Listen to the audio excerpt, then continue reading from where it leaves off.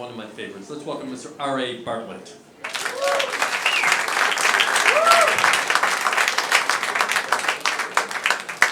Hey guys, how you doing? Thanks, Rick. By unique, Rick means on the autism spectrum. No, he's just, well, a lot of comedians, a lot of people in general now, it's very hip for people to say that they have Asperger's syndrome to excuse their shitty behavior.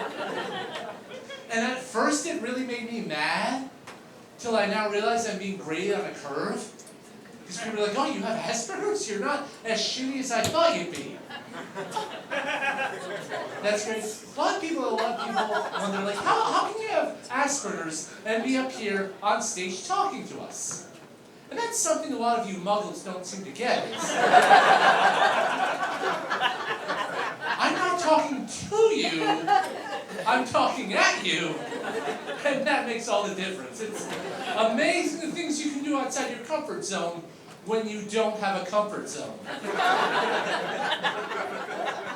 The great thing about being a comedian with Asperger's is that, like, I'm one of the few comedians whose parents are proud of him.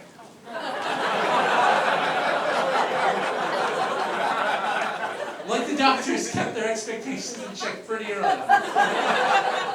It is hard though to have Asperger's and be woke. Because people are like, aren't you interested in social justice? And I'm like, I'm not interested in anything that starts with the word social. Kind of lost me at the lead.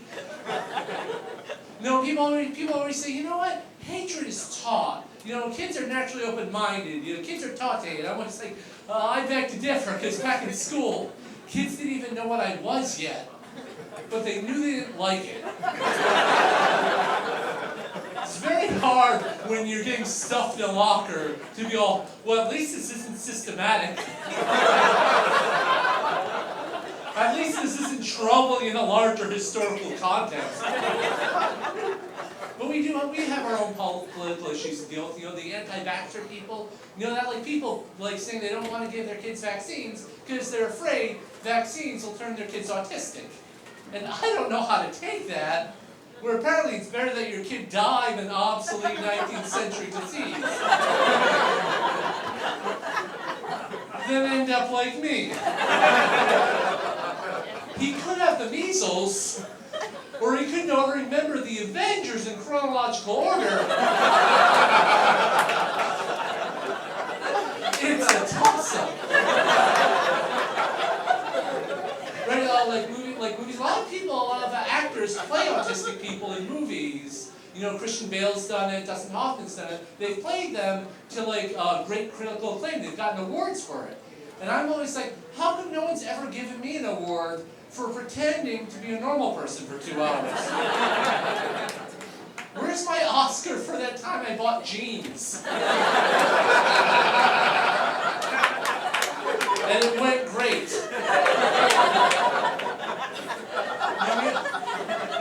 Our relationship with Hollywood is really weird right now, because they're kind of fascinated. They want to stereotype us, but they don't know how, so they make things up. So, like, I don't know if you guys have seen the newest Predator movie. I don't know if you guys knew there was a new Predator movie. The box office receipts indicate there was a miscommunication on that front. But the newest Predator movie, in it, the Predator is hunting down an autistic kid for his spine so he can tap into the spinal fluids and obtain his autism powers. I am not making any of that up.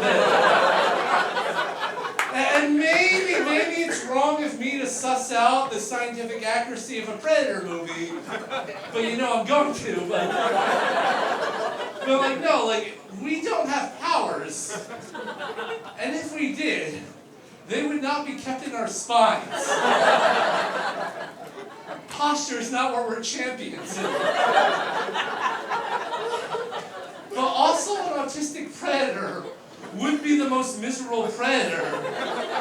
Because predators, like, have to hunt in, like, jungles and stuff like that. That's where they like to hunt. And we kind of hate humidity. That predator would have to do all its hunting on a cool autumn breeze planet.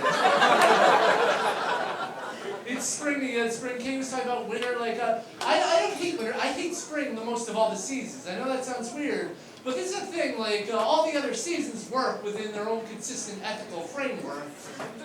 Spring is a little more capricious. Spring is like, maybe it'll be warm. Maybe there'll be snow. Maybe there'll be bees. Like all the seasons have fun activities, right? You know, summer you can go to the beach, fall you can go, on a hayride or something. Even winter, you can play hockey, you go skating and stuff. What is spring's fun activity? It's basically cleaning your house and sowing your crops. It's all chores, like, I'm bringing the sun back, now slave for me.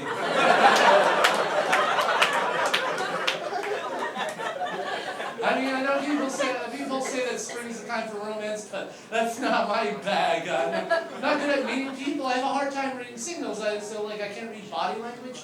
So it's hard to tell if someone likes me. I actually went to look this up online and said, what's a good way to tell that a girl's into you? And the essay said, well, if she twirls her hair around a little bit, it means she might like you. And I tried to back that up. I tried to ask actual women, said, well, it could mean that, or it could mean they're really uncomfortable right now.